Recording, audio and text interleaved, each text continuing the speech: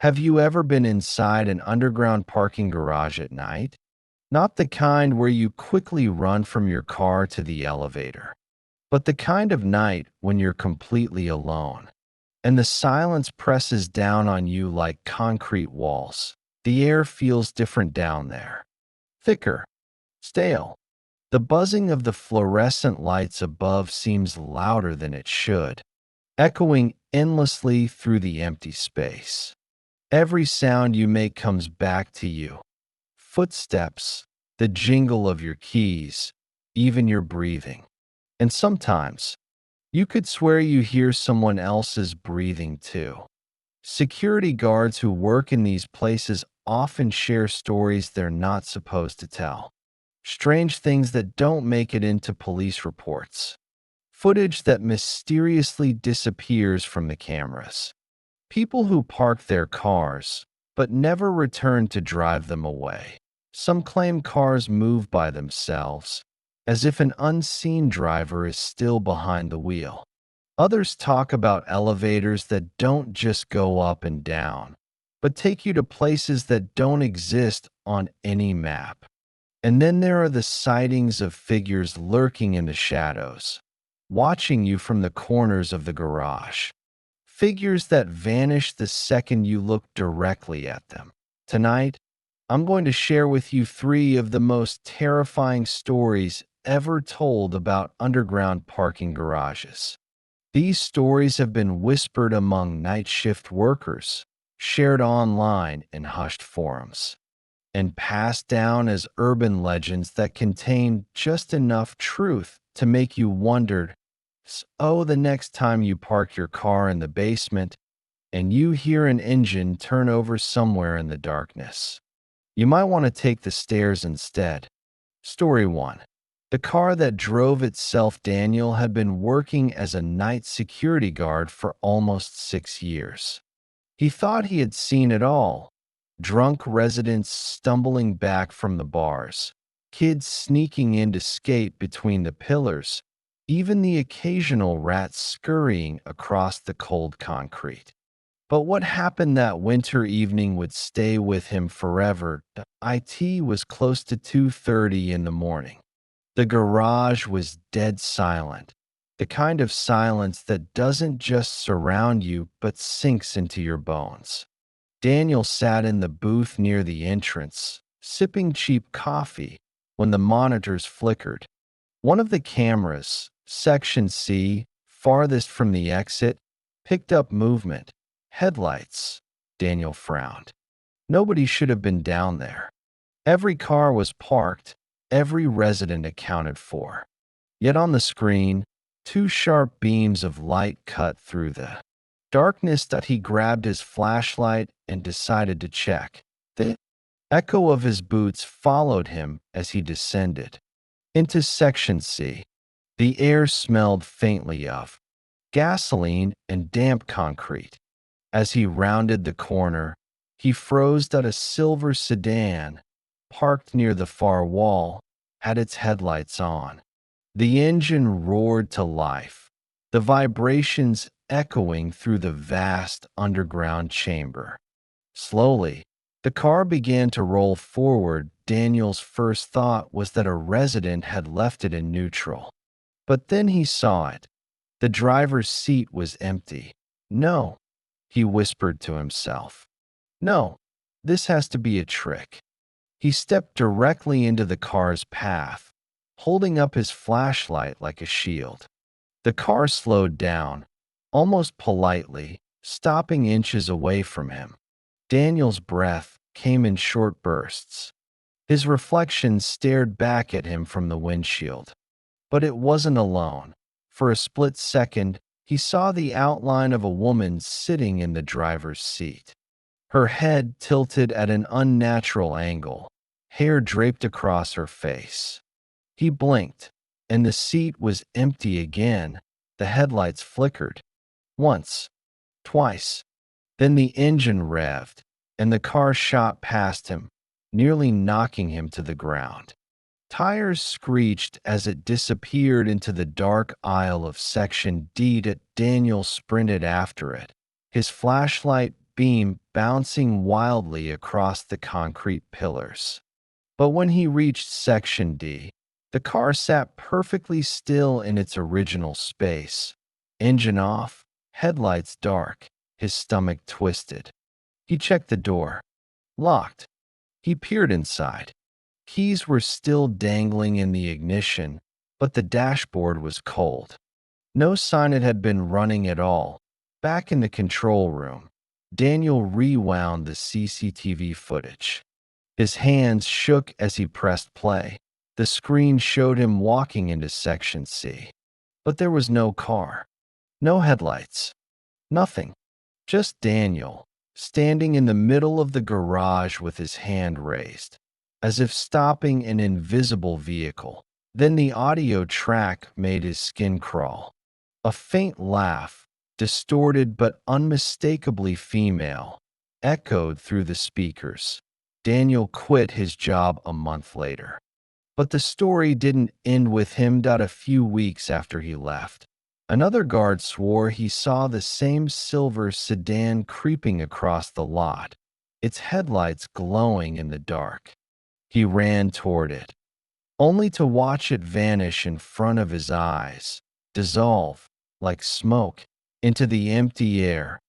Rumors spread quickly among residents. Some said the car belonged to a woman who had died years earlier, trapped inside during a carbon monoxide leak.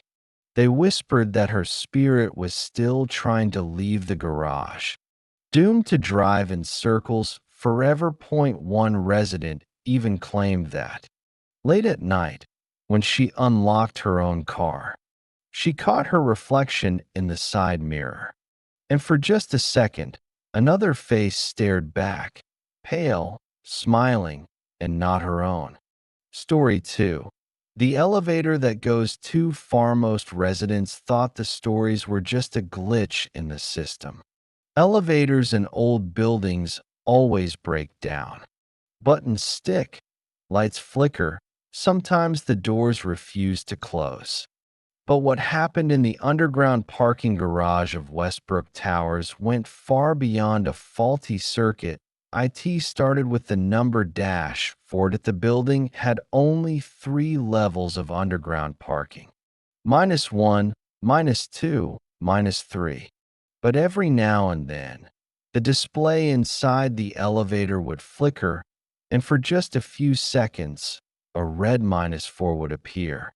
When residents reported it, maintenance crews dismissed the complaints. Software error, they said. Ignore it.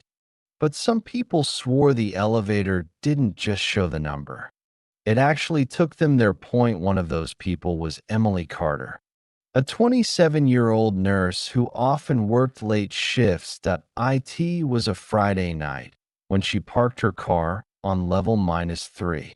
The garage was nearly empty, echoing with the faint hum of fluorescent lights. She locked her car, her footsteps tapping across the concrete as she approached the elevator. She pressed the button for the ground floor. The doors slid shut with a metallic groan. At first, everything seemed normal. The numbers ticked upward, -3, -2, -1. Then, instead of going to 0, the elevator jerked violently. The lights flickered, and the display changed. -4. Emily blinked, confused. She pressed 0 again.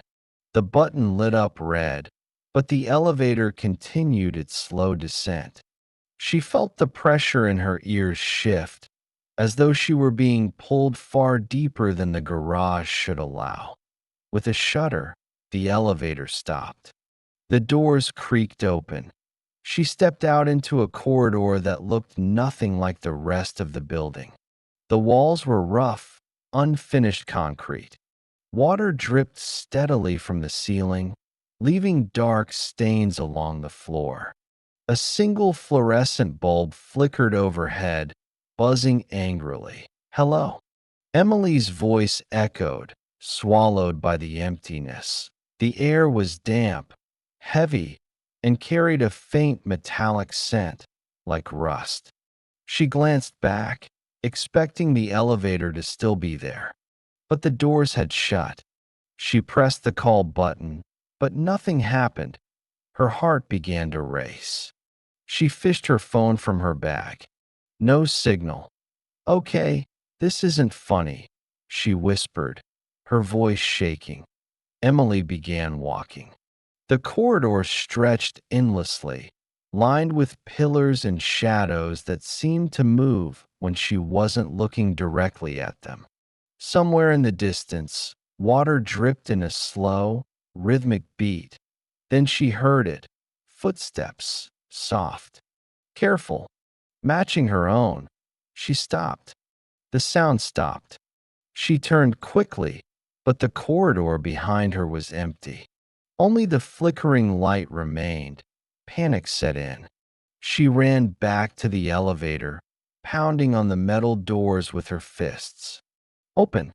Please open!" And then, from the other side, came a sound that froze her blood, scratching.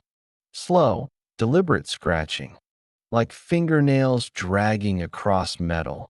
The next morning, Emily's car was found parked neatly in her spot. Her purse was inside. Her phone lay on the passenger seat. But Emily was gone. The police investigation led nowhere. No signs of forced entry. No struggle. It was as if she had simply vanished into thin air. A week later, the building's head of maintenance, Robert, decided to investigate. He had heard the rumors from residents, but didn't believe them. "Probably just panic," he told the manager. "People get scared in elevators." At midnight, when the garage was quiet, he entered the elevator on level -3. He pressed 0. The doors slid shut. The elevator began to move upward. -3, -2, -1. Then, with a sharp jolt, the display blinked red. -4. Robert's stomach dropped. The elevator descended deeper, the air growing colder with every passing second. Finally, it stopped. The door slid open, and there it was, the same damp corridor Emily had described to her co-workers days before she disappeared. Robert stepped out, flashlight in hand. He moved cautiously, his boots splashing in shallow puddles. The air was heavy, suffocating. He reached a wall covered in strange marks, long, deep scratches carved into the concrete. Suddenly, behind him, the elevator doors slammed shut. That he sprinted back, jamming his fingers into the seam, prying them open with all his strength. The elevator was still there, waiting. Relief flooded him as he stumbled inside. He pressed 0 over and over until the doors finally closed. Later, Robert told the building manager he would never ride that elevator again. He resigned the next morning. When asked what he saw, his face went pale. His voice shook. "There were voices," he whispered, "behind the walls. Dozens of them, calling my name."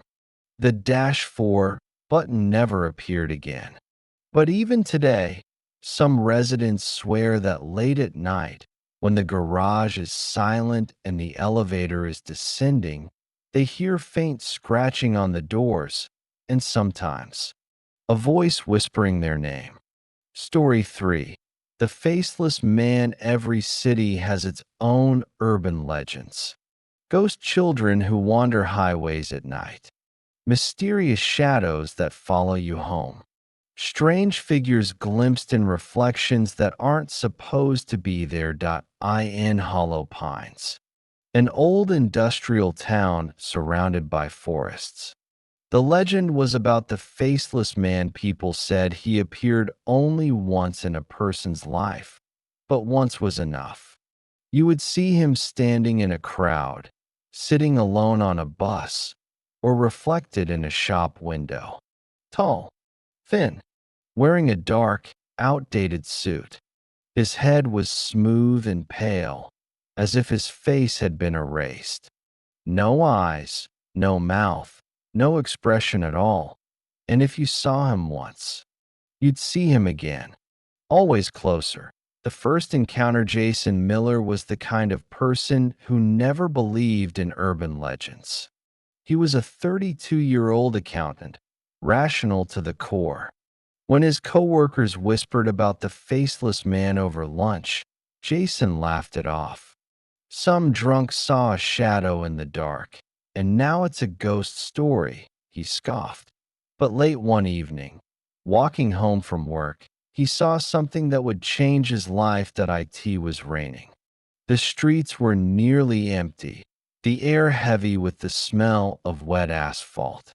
Jason pulled his hood tight and hurried toward his apartment. As he passed a darkened storefront, he caught a glimpse of movement in the glass. He stopped. Reflected in the window, standing several feet behind him, was a man. Tall, dressed in a black suit, perfectly still. Jason turned quickly. The street was empty. When he looked back at the glass, the figure was gone. The second time Jason convinced himself it was his imagination. He was tired, stressed, maybe even half asleep. But deep down, the image haunted him. He couldn't stop replaying it in his mind. The smooth, featureless head, the unnatural stillness. A week later, he saw him again. Jason was riding the late-night bus, earbuds in, staring blankly out the window. The bus made a stop near the edge of town, where the forest pressed close against the road. A single passenger boarded, tall, thin, black suit. Jason's stomach dropped. The man didn't pay the driver. He didn't move naturally. He simply stepped onto the bus and stood in the aisle, facing forward. Jason tried not to look at his head, at the pale, featureless surface where a face should be. His hands shook as he pretended to scroll through his phone, and no one else reacted. The other passengers stared out the windows, half asleep. When Jason finally dared to look up again, the man was gone. The obsession after that. Jason began seeing him everywhere. In the crowd at the subway station, standing perfectly still while hundreds of commuters rushed past. On the opposite side of the street, motionless under a flickering street lamp. In the corner of his bedroom mirror, watching silently as Jason jolted awake from restless sleep, the sightings grew more frequent. Jason stopped sleeping. He avoided mirrors. He stopped taking the bus. Still, the faceless man always found him, and every time, he was closer, the research desperate for answers. Jason began digging into Hollow Pine's local legends to the library. He found newspaper clippings dating back decades. Each article mentioned disappearances, people who vanished without a trace. And in every case, there were whispers of the same figure. Witnesses described him in the same way. Tall, thin, dressed in black, no face. Some called him a ghost. Others believed he was something older, a predator that fed on fear. One chilling note repeated across the reports. The final time you see him, he is standing right beside you. The last night Jason tried to fight it. He locked his doors, covered his mirrors, even taped cardboard over his windows. But nothing stopped the feeling that he was being watched. One night, exhausted and trembling, Jason sat at his desk, writing down everything he had experienced. His journal was filled with frantic notes, sketches of the faceless figure, and desperate pleas for help. At 3:17 a.m., his lights flickered. The room grew unnaturally cold. Jason froze, his pen slipping from his fingers. He turned slowly toward the corner of the room. There he was, the The faceless man standing no more than 3 feet away. Jason couldn't move, couldn't scream. His body refused to obey. The figure tilted its head slightly, as if studying him. Then, slowly, it leaned closer. Jason's vision blurred. The world spun. He felt a crushing weight press against his chest, as though the very air was being pulled out of the room. The last thing he saw was the pale, smooth surface where a face should have been. Aftermath. The next morning, Jason's apartment was found empty. His front door was locked from the inside. His phone lay on the desk, recording a video. The footage showed Jason writing at his desk. Then, at 3:17 a.m., the camera glitched, static flickering across the screen. When the picture cleared, Jason was gone. But for a single frame. Just before the recording ended, a tall, faceless figure could be seen standing in the corner. Some people in Hollow Pines still whisper about Jason Miller. They say he isn't the first to disappear, and he won't be the last, because once you see the faceless man, you're already his. And the next time you glance over your shoulder in a crowd, or catch a figure in your reflection that doesn't belong, you might find him standing closer than you think.